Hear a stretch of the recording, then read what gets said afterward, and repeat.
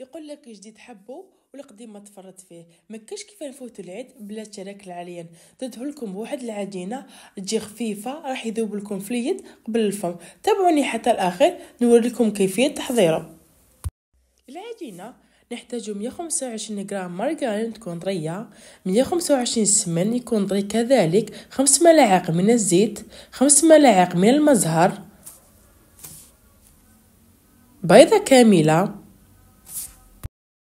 5 ملاعق من السكر الناعم، ملعقة صغيرة من اللافاني.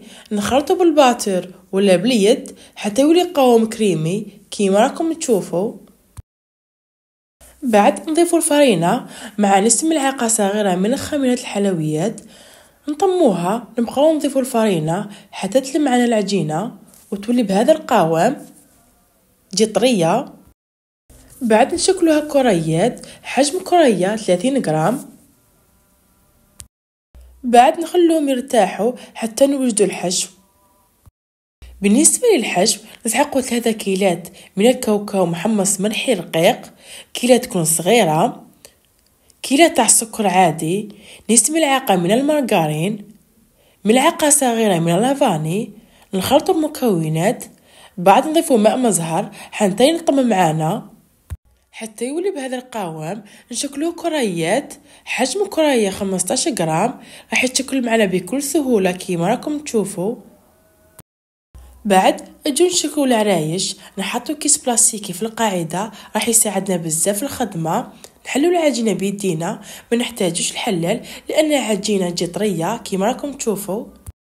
نجيبو الحشو ونشكلو حربوش، نحطوه في الطرف ونروليو بهذه الطريقة. علاش قلت لكم بلي كيس بلاستيكي راح يساعدنا بزاف. نغلقو في الاطراف كيما راكم تشوفوا باه ما ينحلش داخل الفرن. نشكلو هلال، نحطو يدينا في الاطراف وندورو باه في الوسط يجي بومبي بهذه الطريقة، ونشكلو الهلال. حاجة سهلة. بعد جت بيضة كاملة مع كاكاو إيفيلي للتزيين، ندهنه بالبيض كيما راكم تشوفوا. بعد نحطه في الكاكاو إيفيلي على الوجه. حاجة سهلة راح ينجح لكم من أول مرة صدقوني. هذه الكمية من المكونات دارت لي 30 حبة، لا بس بها.